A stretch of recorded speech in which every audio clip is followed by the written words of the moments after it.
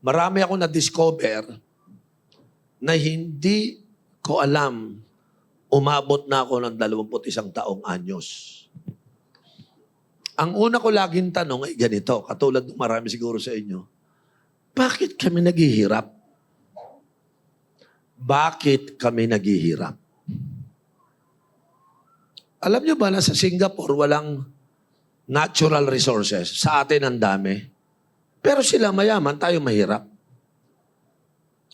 Alam nyo ba na sila ay meron lang 4.5 million population? Tayo 120. Ibig sabihin, ang dami-dami natin taong nag-iisip. Pero bakit mas mayaman sila, tayo mas mahirap? Then, I begin to look at it.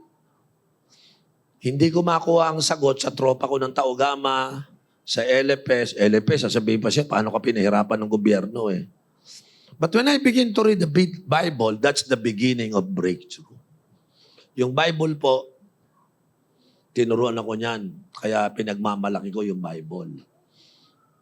Dahil mahirap ang nanay at tatay ko, alam ko, aago sa akin ang kahirapan.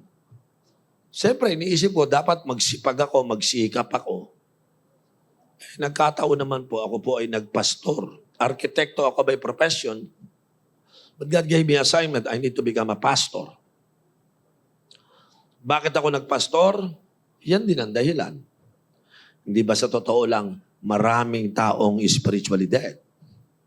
Maraming taong nakabandage sa sin. Maraming taong blind to spiritual reality. At napakaraming tao papunta na sa impyerno. Yun po yung tumakbo sa isip ko. Yung pala, kinukulbig ako ni Lord because I was designed to fulfill an assignment. So sa daling salita, at the age of 25, nagpastor ako. Walang sweldo hanggang 30 years old. Pero sa kakabasa ko ng Bible, meron akong natutunan na nagligtas sa aking kahirapan. Makinig kayo mabuti. Pwede kayong iligtas ng Diyos sa kahirapan. Meron ba ditong nagsimba ka ngayon, yung wala kang pang merienda pagkatapos ng church? Kasi allows datong di ba? Di ba? Meron ba ditong, pare, mukhang maglalakad lang ata ako mamaya. Ha? Tama. Sino rito yung sinama ka lang, nilibre ka lang, at mamaya, maglalakad ka na lang. No? O kaya, balik na rin ko. Sino sa inyo naniniwala one day magkakakotse ka? Tatlo lang ang gusto. Ulit ko, sino rito gusto magkakotse ka one day? Hindi bukas, one day, sabi ko ha. Sino rito, walang bahay nanay mo, walang tatay, nakikita na lang kayo. Pero ikaw, gusto mo magkaroon ng sariling bahay. Magkakotse, magkapamilya at ang mga anak mo makapag-aral. Alam nyo, yung sinabi nyo na yan, ako lahat yan. So when I become a pastor, I want to have a house for my family. I want to have a car at least for my family. And I want to send all my kids to school. Pero pag titignan ko yung aking pagpapastor, 5 taon na wala pa rin akong sweldo. Ano ba naman itong ginagawa sa akin ng church? Until God teach me, Oriel, it is not the church will provide for you. I will provide for you. So nawala ang mata ko sa church na nagsusupport sa akin financially. I look at God as the source of my everything. Isa sa pinaka-vital na tinuro sa akin ni Lord na i-share ko sa inyo. Tingin ko ito yung nagpakawala sa akin sa kahirapan. Umayos ang buhay ko. Actually po natupad. Nakabili ako ng bahay. Nakabili ako ng kotse. Hindi isa, hindi 2. Nakabili ako. Tapos, napatapos ko yung mga anak ko. Sabi nila sa akin, paano mo nagawa? May tinuro sa akin si Lord. Are you ready for this? Itong ituturo ko, hindi ko idea to. Tinutukan ko yung Bible, pinag-aralan ko. Kasi, ang source ng wisdom, ng everything na knowledge, dyan talaga sa Bible. So, nagdesisyon ako, I will stick to the Bible, learn from the Bible, study the Scripture, and whatever the Lord teach me, I will practice. Nagkaroon ako ng isang conclusion na gusto kong i-share sa inyo. Ready na ba kayo? Ito yung conclusion ko sa buhay.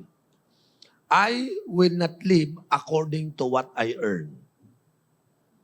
I will not live according to what I earn. Sa Tagalog po, hindi ako mamumuhay ng ayon sa aking kinikita. Kasi nga, walang kita. So, paano ako mamumuhay sa aking kinikita? Diba? So, yan ang una kong thoughts. I will not live according to what I earn, but I live according to what I sow, to what I plant. Bali, ang mindset ko nung bata ako, arkitekto ako by profession. Kaya lang, hindi na ako pwede mag-arkitekto. Nagpapastor na ako. Pero ang simbahan, ang sweldo ko, wala. Hanggang naging 500 a week. Dahan-dahan. So wala ako maasahan kahit sa tao. Sa Diyos lang. So I make a decision. Paano ba mabuhay to Lord ng maayos? Iniisip ko yung future ng anak ko, yung future namin mag-asawa. Binigay sa akin ni Lord yung mga bibigay kong scripture sa inyo ngayon. Nung pinag-aralan ko yung mga Bible verses na yan, nabuo sa isipan ko, tama. Hindi ako mabubuhay sa sweldo ng tao. Magtatanim ako. Yung principle ng spiritual sowing, yun ang minaster ko. Kasi ganito ang sowing eh. Sowing means the principle of giving. Tayo mga Pilipino, sanay na sanay tayo sa receiving. Di ba? Pag nakita mo nanay mo, ma, pengi. Di ba? Nakita mo tatay mo, tay, pengi. Di ba? Nakita mo ninong, kahit hindi naman Pasko, ninong. Di ba? Pag ang gobyerno namimigay ng ayuda, pipilang ayuda, pengi. Di ba? Lahat tayo, sanay na manghihingi. We constantly live according to what we receive. But my mind was contradicting, Oriel. You need to live according to what you saw. Diyan po nagsimula yung aking isipan na, Lord, hindi madaling mamuhay ng walang pera, pero titingnan na pala ni Lord ang heart ko pagdating sa pagbibigay. Basahin niyo ang Bible sa 2 Corinthians chapter 9 verse 7. Ang sabi dito ay ito. Each of you, say that word, each of you, kasama ka dyan ha, should give what you have decided in your heart to give. Not reluctantly or under compulsion, for God loves what? A cheerful giver. Diyan po nagsimula yung bersikulo ko. No? Naisip ko, each of you, ibig sabihin kasama ako. Sabi ko, Lord, pwede bang hindi dala ko? Pastor naman ako, ba't magbibigay ako? Lord, dapat yung mga church member ko, sila magbigay. Ba't ako magbibigay? Dapat ako nga sinusweldohan nila. Sabi ni Lord, hindi ka exempted. Each of you, kasama ka, magbibigay ka. Okay. So I begin to give. And then, hindi tearfully. Nakalagay ba tearful? Hindi, ano? Cheerful. Yung iba, pagka nag-o-offering, parang pinahira. Yung mukha, parang hirap na hirap. Tulad kanina, sabi ni Ate Jubilin, magbibigay po tayo. Di ba? Talagang namamalipit eh. Di ba? Kinantahan ka tuloy. Batang-bata ka pa, ay kuripot ka na. Yan ang totoo. Di ba? Yung may kanta na gano'n, di ba? Nagkakamali kang pagpapalain pag di nagbibigay. Mahiya ka naman. Ang kapal mo naman. Kasi tayo puro getters eh. Sino sa inyo this year, you make a decision, I will never be a getter. I will never be a receiver. I want to become a sower and a giver. Kasi ito yung sinasabi ng Bible eh. Oh. Each of you should learn to give. Pag hindi mo natutunan yan, hindi ka kasama dyan. Pangalawang verse, sundan natin. Ang susunod na verse ay ang Proverbs 11:24 and 25. Okay? Sabi po ng Bible, One person gives freely, yet gains even more. Another withhold unduly, but comes to poverty. Bible verse ba yung sabi niya, no? A generous person will prosper. Whoever repress others will be repressed. Eh, ang linaw, a generous person will prosper. Yung mapagbigay, sila yung pinoprosper ni Lord. Yung makukunat, another withholds unduly, comes to poverty. Alam nyo, pag ang salita ng Bible may sinasabi, makinig ka talaga. Kasi totoo yan. Eh, paano kung ikaw yung mga withholder? Paano na? Withholder. Sabi ng Bible, unduly. Withholds unduly kasi po ganito. Marami tayong misunderstanding sa giving. I hope I could find more time to teach this, but summary ko lang on that. Sa Bible, ang giving is not charity. Eh sa lungatuyan sa isip natin, bigay tayo, iniisip mo may charitable giving. Actually, ang giving sa Bible means justice and righteousness. Ha? Paano naging justice and righteousness? Kasi po, lahat ng mahihirap, usually, victim ng injustice. Sa third world country, sa Pilipinas particular, kaya maraming mahihirap po dito, panoorin nyo yung mga pinaggagawa ng gobyerno. Yung, alam mo, naiyak ako nung time na yon, nung bumagyot sa malakas baha, yung galing ng Dubai, nagpatayo siya ng bahay. Di ba? Tapos, di naman gaanong mamahalin yung tama lang. Noon dumating ang baha, nagiba. Ibig sabihin yung pinagpaguran niya ng 15 years, nagwalang parambula. Because imbis na may flood project dun sa lugar na yon, yung mga flood cement na dapat na establish, ninakaw, ghost project. So, walang pakialam yung mga congressman, mga DPWH, yung mga taong nagtrabaho, nagsikap, namatay pa yung anak, nawasak yung bahay, nadaganan yung anak, namatay. Hindi ba't yan ay isang uri ng injustice? Can I have a amen? Yung mga kotse na lumutang sa na hinuhulugan pa, nasira, di ba, injustice yun. Kung inayos nyo lang yung mga flood project na yan, wala sanang na-aksidente. Yung mga bahay, nasira ang TV, nasira ang refrigerator, nasira yung mga gamit, wala naman silang pambiling bago. Eh, nasan yung mga flood project? Ayun. Yung isa, nagbago ng pitaka, naging maleta. Diba? Injustice yun eh. Bakit ikaw, ang pitaka mo, maleta? Eh kami, may pitaka lang. Yung isa naman, bumili ng payong, pareho kayong bumili ng payong. Pero yung payong niya, may kasamang Rolls Royce. Diba? Injustice yun.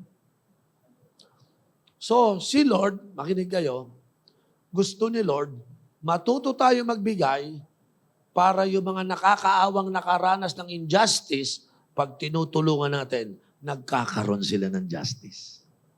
Nakaka-recover sila at hindi sila nakakapagpatuloy maghirap. Ako, masasabi ko po, blessed na blessed ako sa Doulos for Christ. Sa kadahilan ng marami dito nagbibigay, marami tayong nasishare, naiaabot sa mga tao. No? Parang ngayon, hindi tayo makakapag-meeting dito kung wala tayong pambayad ng building na to. Hindi to pag-aari ng Doulos, nagre-renta lang tayo dito. So saan ako kukuha ng pambayad sa renta na to? Eh simple lang po.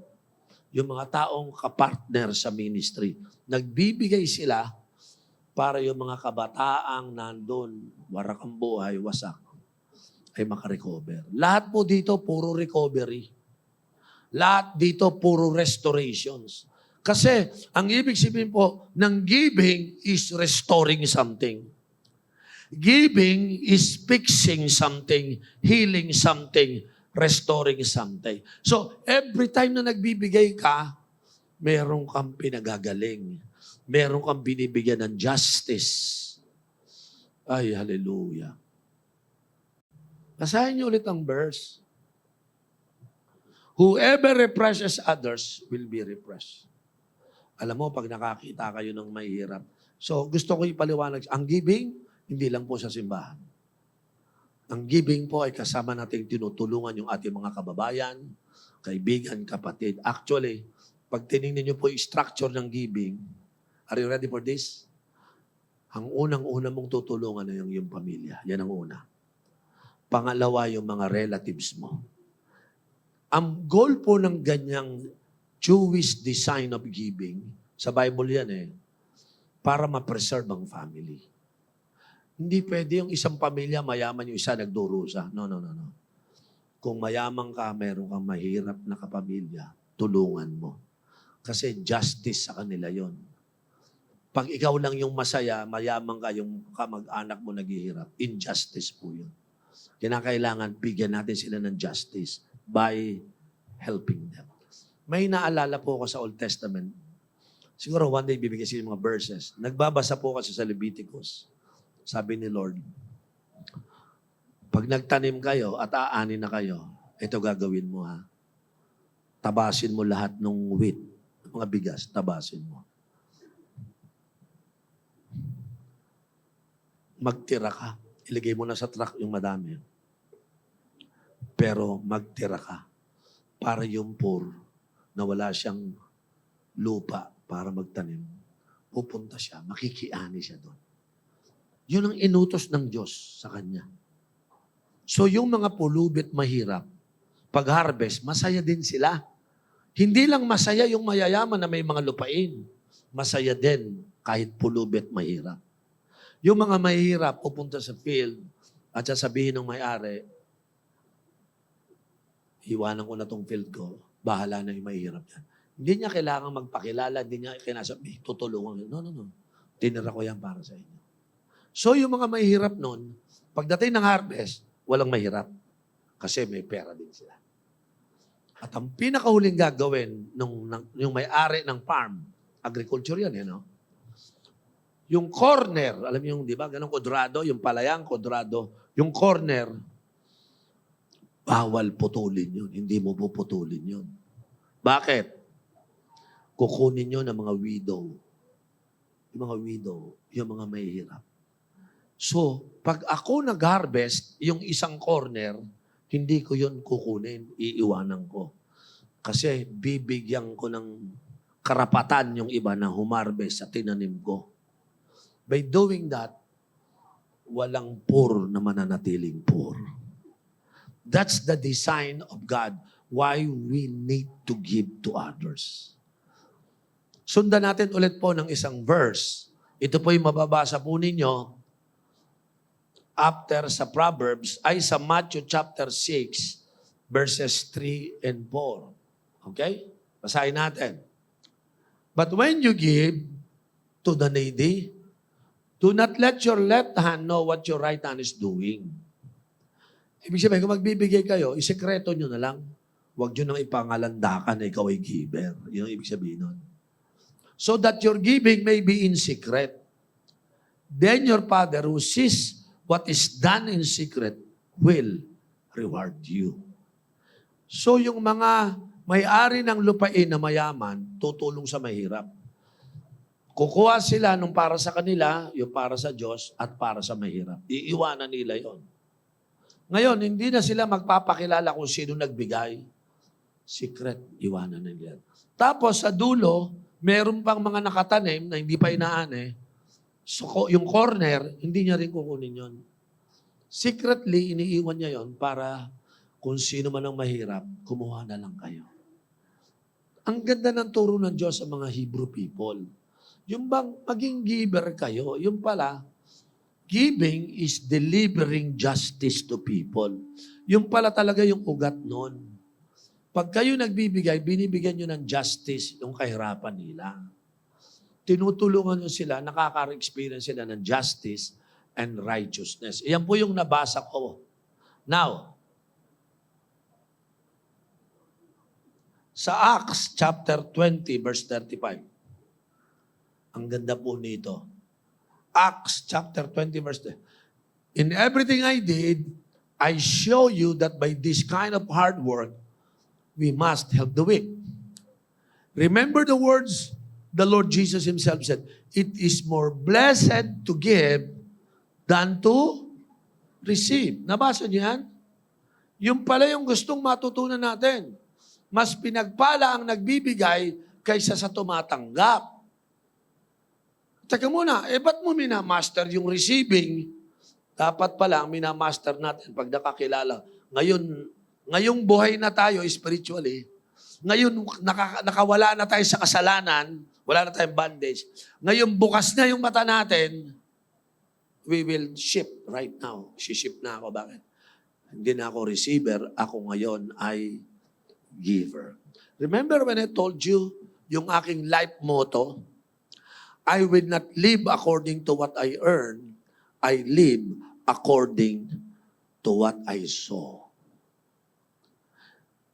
Marami pong katuruan sa Bible na parang teaching lang sa may natin. Pero hindi ho natin nararanasan. Naranasan ko po. 5 years, wala akong sweldo. Isa lang ang tanging paraan para makalusot ako. I-practice ko yung tinuturo sa akin ng Diyos. Na-anticipate ko na eh. Lalaki yung anak ko, mag-aaral, saan nakukuha ng pang-matrikula. One day, mangangarap yung mga anak ko, ihiling yan, sana tayo, meron naman tayong bahay. Yung asawa ko, saan ka naman nakakita, ito po yung aking may bahay na walang bahay. May bahay, ito po yung aking may bahay, si Geraldine. Pero wala ho siyang bahay. Siya po yung may bahay na walang bahay. Ano ba talaga, Kuya Oriel? May bahay pero walang bahay. Ganun po nangyayari. So I decided, nung bata po ako, nagpastor po ako, tuwing may lalapag na pera sa akin, Lord, tulungan mo akong masterin ang giving. Masterin ko, Lord, yung sowing talaga. So, every time na mayroon sa akin nagmamahal na nagbibigay ng pera, bubunot ako ng pera ko. Ito, 1,000 kunyari. Ilalagay ko to. Tingnan niyo ako. Alam niyo po ba yung pera sa kamay mo, tawag dyan, pera sa kamay. Amen. Pero, alisin mo na sa kamay mo, ilagay mo na sa offering bag. Automatic, wala ka ng pera, di ba? Pero yung perang nilagay mo sa offering box, nilagay sa offering box, hindi na ho pera dyan. Hindi na. Sabi ng Bible, buto na yan, seed na yan. So, the only way to transform your financial life on the future depends so much on what you sow. It is not what you earn. Hindi nyo ba napansin, ang dami mga tao nagtatrabaho, walang bahay, walang kotse, walang pampaaral. Puro wala. Kasi inisip nila, magsisip ka pa ko, magtatrabaho ko para itaguyod ko yung pamilya ko. Mali. Hindi yan ang pinapagawa sa iyo ni Lord. Ang pinapagawa sa iyo ni Lord, magtrabaho ka para makapag-sow ka ng seed mo. Yan. Yung iba, hindi matanggap yan. Pero yan ang nasa Bible. Tingnan niyo po to. Di ba, nalagay ko na sa offering, ito ay seed na. Pero naalala ko, bago ko ilagay yan, may ginagawa ako. Ito yung sikreto ni Bishop. Lord, si Odi mag-aaral. Si Grace mag-aaral. Si Naomi mag-aaral. Wala akong sweldong malaki. Paano ko mapapaaral? Sabi ko, Lord, itong buto na to, Lord, ang pangalan nito, tuition fee ng mga anak ko. So itataya ko, ilalagay ko na ngayon doon sa offering. Ngayon, naging buto na yon, di ba? May pangalan. Lahat ng buto may pangalan. Sa'yo, wala. Sino sa inyo pag nag-o-offering, nilalagay mo ng pangalan? Yung iba sa inyo, naglagay, anong buto? O hindi nilagay, ano? Nag-expect ka ng malaki, hindi mo nilagay ng pangalan. Nagtaka ka, ba't naging damo? Eh, damo lang eh. Dapat nilagyan mo talong, upo. Di ba? May buto bang walang pangalan? Eh kung nagtatanim kayo ng buto, marapat dapat malalagyan ng pangalan. So pag ako nagbigay, Lord, bawa itong Sunday na to, pang matrikula ni Daniel. Next week, bubunot na naman ako. Uy, meron na naman. Lord, pang matrikula ni Grace. 2 na buto ko. Uy, naku, ito na naman. Magkano ba itong pera ko dito? Uy. 100 lang. Lord, pero buto na yan para sa kay Naomi. So yung 3, may buto na ako sa 3. Imagine niyo bago mag-aral yan, may nagtatanim ng buto para sa kanila. By the way, just to tell you, nakatapos na po si Grace, nakatapos na po si Ode, nakatapos na po si Naomi. Hindi pa ako umalis sa trabaho, pastor po ako. Hindi naman po ang church ang nagpaaral sa mga anak ko eh. Ang Diyos ang nagpaaral sa mga anak ko. Kasi hindi kakayanin ng church talaga eh. So one day, sabi ko, Lord, gusto ko magkabahay. So, hindi ako nagpaplano. Nagtatanim ako. 50 lang to, Lord. Pero pambahay yan, Lord, ha? Pambahay. Di ba? Ganun yan eh. Minsan ako yung nangangarap, Lord, gusto ko naman magkakotse. Uy, meron pa. Tatanim ka ulit. Ito yung pangkotse ko, Lord. Kasi ang dami ko ng buto. May pambahay, pang matrikula, may pangkotse. Tanong, may kotse ba ako ngayon? Meron. Isa? Hindi. Madami. May bahay ba ako? Meron. Isa? Hindi. 2. Saan ko nakuha? O hindi ako nang hold up. Hindi ako nagsusolicit. I find out. About 35 years ago, may tinanim na ako. 37 years na akong pastor, kapatid. Mukha ba ako mahirap? Hindi naman medyo. Di ba? Hindi naman. Naka-iPhone din ako. Kahit papaano. Ang ibig ko sabihin, nasa harapan yun yung nagsasalita na isang mahirap pero natutong magtanim, ngayon umaani. Ang pinakauli kong testimony ito, about 3 weeks ago, meron akong tinataniman sa Singapore, tinutulungan, ibig sabihin. Isang simbahan na maliit, hindi makapagpalago, sabi sa akin, tulungan mo naman ako, gusto ko mag-grow church ko. Pumunta kami mag-asawa doon, ni Ate Jernyo, tanda ko. Baby pa lang si Tracy, kapapanganak. Parang alam ko, mga 1 month old pa lang yun, dinala namin sa Singapore. Kasi tutulungan ko yan yung church. Ngayon, yung church yan, nandun na sa Expo, lumaki na. Tumawag sa akin, 3 weeks ago, sabi sa akin, Pastor Riel, can I meet you? Let's have some dinner together. Sabi ko, sige po, punta ako dyan. Itong Singaporean, sabi niya sa akin, saan kayo naka-check-in? Sabi sa akin, andito ako sa Okada. Dito na lang tayo mag-dinner sa Okada. Sabi ko, wow, Okada. Di ba, magandang hotel yon, di ba? Doon kami kumain. Pagkakain, testimony ko to sa inyo.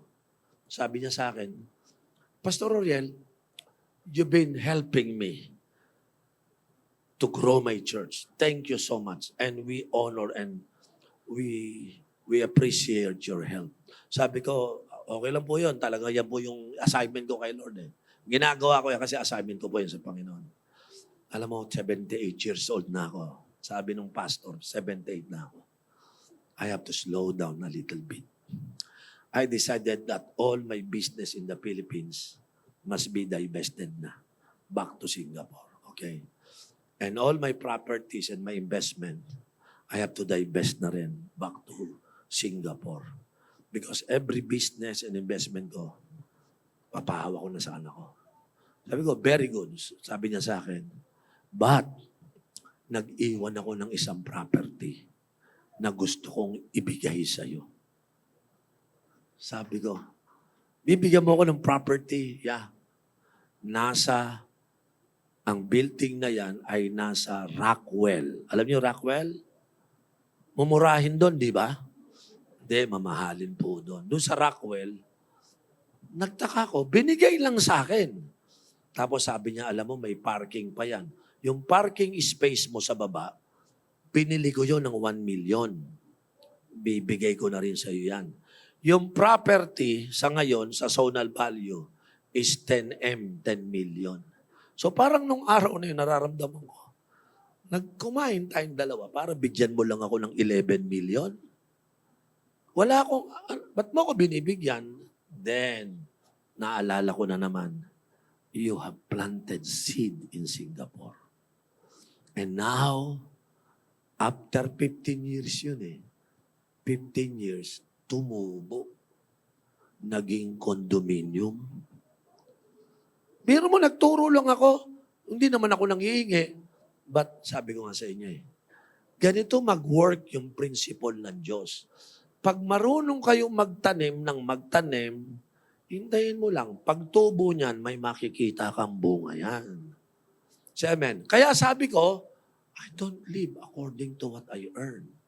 I live according to what I sow. Sino sa inyo nire-receive mo yan ngayon? Lord, nire-receive ko yan ngayon. Taas yung kamay, Lord, nire-receive ko yan. That I don't live according to what I earn. Yung marami sa inyong nagli-live according to what you earn, magmumukha kayong purdoy. But when the moment you make a decision, I live according to what I sow, yung future mo maganda. Hindi ko alam kung ano pa madadating sa buhay ko, sa totoo lang. Pag nagtrabaho ka kasi, pag nagsara yung kumpanya, wala ka ng security. Are you listening? Sino rito di ba may mga tao? Saan ka tatrabaho? Diyan ako tatrabaho sa Ek company, multinational. Wow! Taga-Ek multinational ka pala? Yes. Ito taga-Ik. Di ba? Nagsara, tahimik ka ngayon. Wala ka magagawa pag nagsara trabaho mo. Nagbi-business ka, biglang nasunog. Wala ka magagawa. Pero ako, yung tanim ko, hindi ako nasusunugan. Hindi ako nawawalan. Permanente yon. Kasi ang Diyos nag-aalaga ng itinatanim ko. Doon ako na-secure. Kaya hanggang ngayon, I love planting that seeds. May apo ako, dyan, si Ezekiel. No? Yung apo ko, 2 years old na yun ngayon. Nandyan ho yan. Iniisip ko, ang palad ng batang to. Nagtanim ang lolo na punta sa apo. Say amen. Wala akong, hindi insurance yung assurance. Ano mas masarap? Insurance o assurance? Assurance. Lalo na kung may insurance din. Mas maganda. Say amen. Hindi ko sinasabing huwag mag-insurance, pero inuna ko yung assurance. Sumusunod ako sa mga prinsipyo ng Diyos. Sino may natututunan dito? So I decided that motto in my life. I will not live according to what I earn, salary, but I will live according to what I sow. Maghihintay ka lang yan. 5 years, 10 years, 15 years. Sa akin po, nagkabahay ako after 20 years. Another 5 years, nagpanibagong bahay ulit. Because kusang bumubuhos niya, tumutubo lahat Imagine mo, mula bata, nagtatanim ako. Diba? Sino tatay mo? Siya tatay mo? Nanay mo? Ano mo siya? Ate mo? Asan ang tatay mo? May tanim na ba sa'yo? Because we have to ask the question. Sino rito may mga baby dito? May anak kayo? Congratulations doon sa mga, oy, siya may anak to. Gaganda mga anak nito Di ba? Nataniman na ba yun? Nataniman na? Tataniman natin yan. Sino ba yung mga may baby rito? Yung principle ng sowing seed is so important. Sino may pangarap ng bahay? Hindi mo kailangan ng down payment. Kailangan mo seed. Amen. Sino gusto magkakotse? Hindi mo kailangan ng hulugan. Kailangan mo ng seed. Baka mabigla ka, bumibili na lang yung katabi mo ng cash. Magkano mo nabili yan? Magkano monthly? Walang monthly. Cash to. Wow. Astig ka. Bakit? Paano mo na cash? May tumubo na eh. May tinanim ako dati. Nagbubunga na. Amen? Tama. Kaya mga babae, huwag kayong mag-asawa ng makwarta. Mag-asawa kayo ng mabuto. Amen? Mga babae, nadidinig niyo ako? Maghanap kayo ng mapapangasawang huwag yung makwarta. Yung mabuto.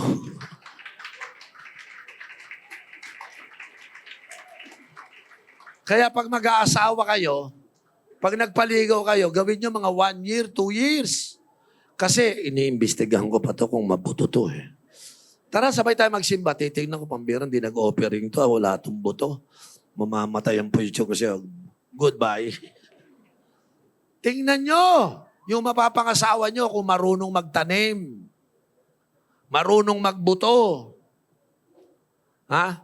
Eh kung mapapangasawa ninyo, puro arte. Mga lalaki, tip ko sa inyo ha. Huwag kayo mag-aasawa ng mga babaeng maarte. Maarte. Hindi naman nag-o-offering, maarte lang. Maghanap kayo ng babaeng masinop. Yung kayong dalawa, magkasama kayo. O tara, kain tayo. Huwag na dyan, mababawasan pa yung offering ko dyan eh. Pag na ganun kausap mo yung babae, ha? Yung iba kasi ganito, ito, saan mo na to? Offering ko sana, sige, gastusin na lang natin. Yun, break mo na kaagad yun. Kailangan natin sa buhay natin na makakapartner natin ay sower ng seed. Can I have your amen? Pag kayo nag-asawa ng sower ng seed, may future kayo sigurado. Ha? Kaya kung katabi mo, asawa mo ngayon, boyfriend mo ngayon, sabi mo sa kanya, ayusin mo. Ha? Buto-buto tayo. Pag wala kang tinanim na buto, ay buto-buto buhay mo, tingnan nyo.